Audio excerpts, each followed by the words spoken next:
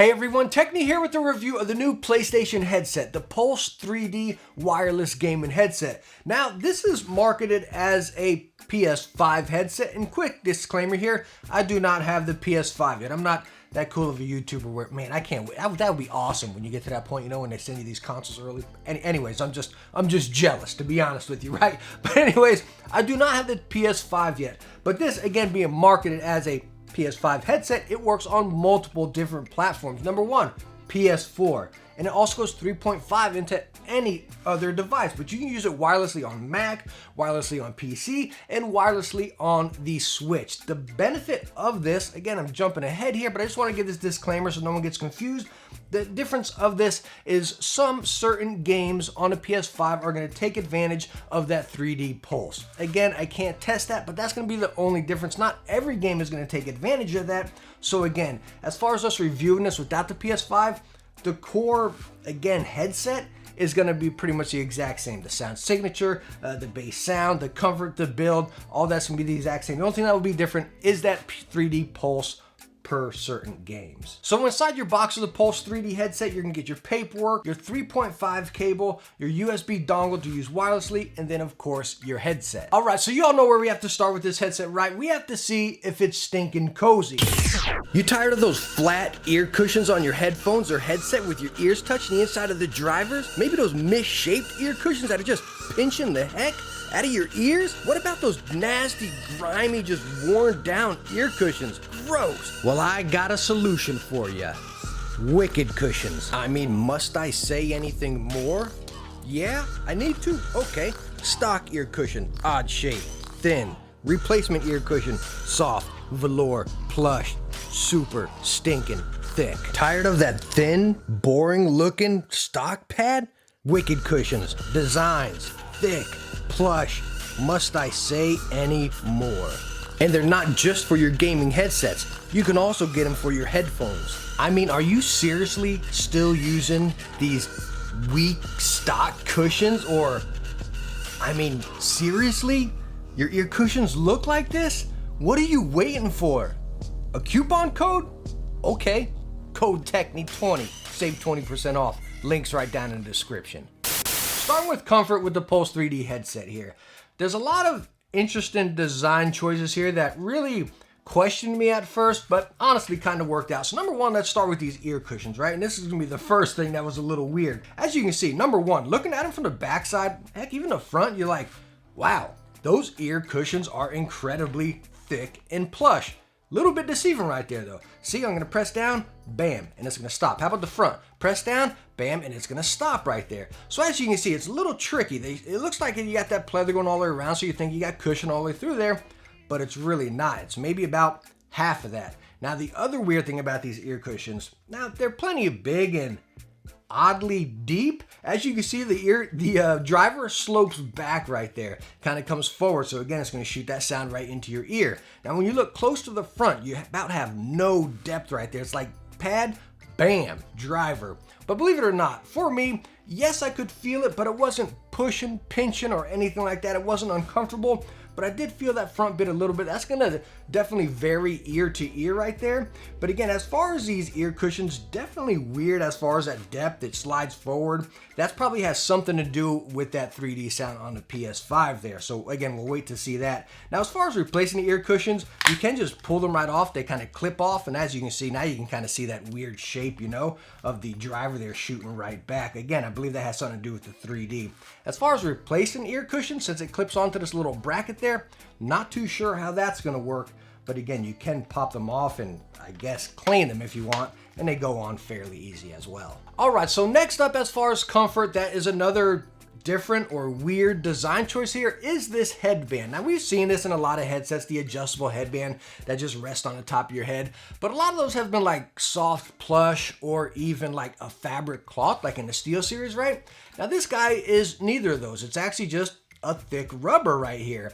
It's not mushy, it's not smushy or soft or anything like that, you know. It does give way right there, and I thought it might have been cool because you can take it off, but as you see, whenever I pull it down there, you just get to the brackets. There's no way to actually get it off and kind of like clean the entire deal, so it is stuck on there. But shockingly, whenever I take this guy and put it on my head here, the headband, you'd kind of like looking at it and hearing me talking about it, you're like, oh man, that's not going to be comfortable at all. But believe it or not, it actually is comfortable. Now, I do feel it on my head. Now, I got a bald head here, you know, so if you got a plush, luscious lock of hair up there, you'll be good to go, you know. So I did feel it, but it wasn't uncomfortable. It's nothing that made me want to like take it right off, you know what I mean?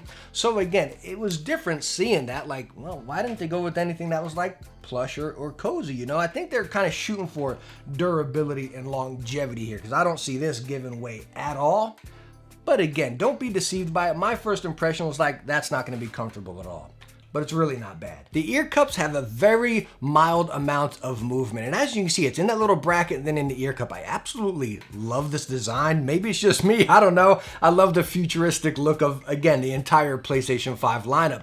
But as you can see, this ear cup, just mild amount of movement right there, not much swivel at all. All right, so now when we take all that right there, as far as the comfort and then the adjustability of the headset here, whenever we take it, put it on our head, first thing you're gonna notice is it is a medium clamping force, right out the door right there. It's not tight, it's not loose. As you see, I shake my head, they don't really budge, but they are putting a little bit of pressure on my glasses frame. I game with glasses and everything. Not uncomfortable right here, but again, you do feel them kind of like adjusting my glasses a little bit right here. Now again, combination of those weird ear cushions as far as the depth, I do feel them on the front of my ears right there, but it's not pinching and it's not hurting, but I do notice them, you know? Again, it has to have to do something with the 3D sound as far as, you know, shooting a sound in that way. Headband, again, it doesn't bother me. It's different. I feel it, but it doesn't bother me. So, do they get the stinking cozy badge? No, they don't, but they are comfortable. I'll put it that way. Like, I can game for them, and I did game and use them for quite a while with no issues, but they're not stinking cozy. All right, so now jumping into the build and durability of the Pulse 3D headset here. This headset is entirely plastic top to bottom right here,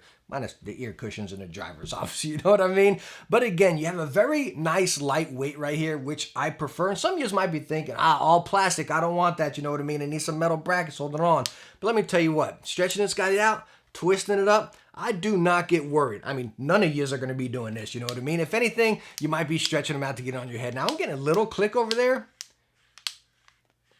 As you hear that, that's from this little sliding, but if you're stretching a headset out like this to get it on your head, I mean, that's, number one, a big head right there, you know what I mean? But as far as basic use, you're perfectly fine. Again, I don't get worried about them at all. It feels very firm. You don't have any brackets to bust. I like the build of it. All right, so now let's go and talk about features and functions here. And all of our controls are on the back left ear cup here. Starting up at the top, you have chat to game volume. Again, more game volume or more chat. Right below that, you have your mic monitoring on or off, and it's a clicky switch right there, not just a button you press in. Right below that, you have your volume up and down, and you do get tones like a high-pitched tone or a low-pitched tone whenever you're increasing or decreasing. Mic mute button, USB-C charge cable, your 3.5 port right there, which again you use on any device, your power button, and that little hole up front there is actually your microphone. All right, so we are now using a microphone on the PlayStation 3D Pulse headset. Remember that little hole up front? That is our microphone. No retracting microphone, no detachable microphone. That is it. That little hole up front, then your mute button is on the back. Now they are stating they have dual hidden microphones right here that are enhanced by noise canceling technology. So again, all that mumbo jumbo right there, pretty much summing it up. What is it? It's pretty much like your wireless earbud microphone on your AirPods or anything like that. That's the same thing they're using right here. And it honestly, in my opinion, sounds just like it compared to AirPods. You know what I mean? You kind of get that echoey, distant sounding. Because again, I'm talking forward, yet my microphone's back there behind me. So again, it's kind of picking it up, wrapping it around, and that's the sound I get. It's echoey. It's not bad. It's not deal-breaking by any means. But again, you get that earbud microphone sound here. Now, talking about all those functions and little buttons we just talked about right there, that worked on whatever device I was using wirelessly. PS4, Mac, PC, whatever. All buttons, mic monitoring, and all that worked on those. Now, whenever you go 3.5 into, say, an Xbox controller, mobile device, or something like that, it pretty much powers off the headset. You lose all those controls, and you're running straight 3.5. You got to control it through your device. So again, as far as using a headset, you can go 3.5 or wireless there. Wireless on Mac, PS4, PS5, PC, and Nintendo Switch, all using it wirelessly. Any other device, you can go 3.5. Or heck, any of the devices we just talked about, you can go 3.5 as well. And you get up to 12 hours of battery life with the headset when using it wireless. And also, whenever you're using them wirelessly on any of those devices, you don't have to hold all these crazy buttons down and sync it up. It's simply leave it powered on even if you want. Take the dongle out, plug it into your next device, and it's gonna automatically sync up I realize, again, you don't even have to turn it off. Again, I went from PlayStation to PC, and it just paused for a second, bam, and synced up right over there. So no holding crazy buttons down trying to sync it up. Automatically syncs up. All right, so now talking about sound on a Pulse 3D headset here. Now, I can't find any solid information as far as driver size or frequency range or anything, and I'm not going to quote something from someone else's review. So again, I'm just going to tell you about my actual time using them and my experience with them. And let me tell you what, across every device using them wirelessly, they sounded really nice. A very nice, natural sound. The bass is not punchy, it's not shaky, so don't expect that right there. It's definitely more crisp. Some would say there's not enough bass. Me personally, I like it because it's a hit bass, right? It's a nice hit, not a rumble, you know, so you really felt it. Definitely more highs than bass, clear as day. The mids are right here doing its thing, you know. So again, kind of think about that. If you want a hard-hitting, ear-shaking bass, you're not going to get that right here. Unless Sony with the PS5, like they did with the Gold headset, you can go in there and really dabble different settings per game right there, different profiles. That might really unleash this. But again, as far as every other device, PS4 and everything like that, you're stuck with the stock sound, and that is what it is. I really liked it. Really good for competitive gaming. Rainbow Six, Call of Duty, any first-person shooter that's real competitive, this is going to shine for you. Kind of brings me right back to the Alpha S, right where the highs were definitely prominent there. Lots of high potent environment and footsteps. That's what you got, and I really liked it. Now, I played a lot of Dauntless with it and everything, and that's kind of where I felt like the bass was missing. As far as like the beast jumping around, I mean, you got a hit, right? You heard the bass hitting and his tail slapping and everything, but it was only in certain situations. Again, sometimes when I really wanted it, like when I brought out my big slash, I wanted a little bit of bass behind that treble, you know? And I didn't get that. That was probably the one thing that disappoints me right there. So again, I'd put this all day long as far as like competitive games, hands down, you know what I mean? Immersion and story games, most part, I guess it would depend on what you're playing. If it's real, you know, heavy music or heavy bass and stuff like that, I think you might be lacking them right there, you know? But again, as far as a basic story, environment, and dialogue, a complete win. Now going 3.5 into every other device, or heck, even the devices we just talked about, the sound was still very good. Same stage I just talked about right there, definitely more highs than bass. But again, going into Xbox, it sounded great. Going into mobile, it sounded great. Believe it or not, going into 3.5 jack into the PS4 controller, which we all know is usually horrible. The volume drops really bad. It still sounded good going 3.5. Definitely one of the better ones going 3.5 into the PS4. So it's nice to have that backup. Hey, your battery dies, you can plug it into the controller. By the way, yes, you can charge these while you're using them as well. All right, so all in all, the PlayStation 3D Pulse headset right here, does it get a recommendation? By the way, this comes in at $100. Comes in at $100 right here, right? And just short and to the point, yes, I recommend it. I really do like it. Again, pairing up with the PS5, I love the design aesthetics of the whole PlayStation 5 theme going here. I know a lot of people like different opinions. Some people absolutely love it. Some people hate it. Me personally, I absolutely love it, and I'm an Xbox fan, inside and out, all day long. Please let me know down in the comments. I'm really curious to hear what you think. I know, again, with the PS5, some people are like, it's a little overboard. Again, I personally stinking love it. But again, talking about this headset at $100, it's different, which is really good, right? We kind of get wrapped up into this is what a headset should be like, right? I really like this. Is it the best headset that's out there? No. Is it the best $100 headset that's out there? That would have to be for you to decide. There's a lot of competition around $100. I don't know if I'd even say a lot. I know the one that comes right off the top of my head is a Turtle Beach Stealth 600. The Gen 2s right there. That was a great headset. But this one, again, at $100, pairing up with the PS5, I think that's going to be a shining point. The Pulse 3D sound, that's going to be something that's limited to games again, and we'll have to see how that really turns out. Is that going to make it even like, wow, this much of a better headset? I highly doubt it, you know what I mean?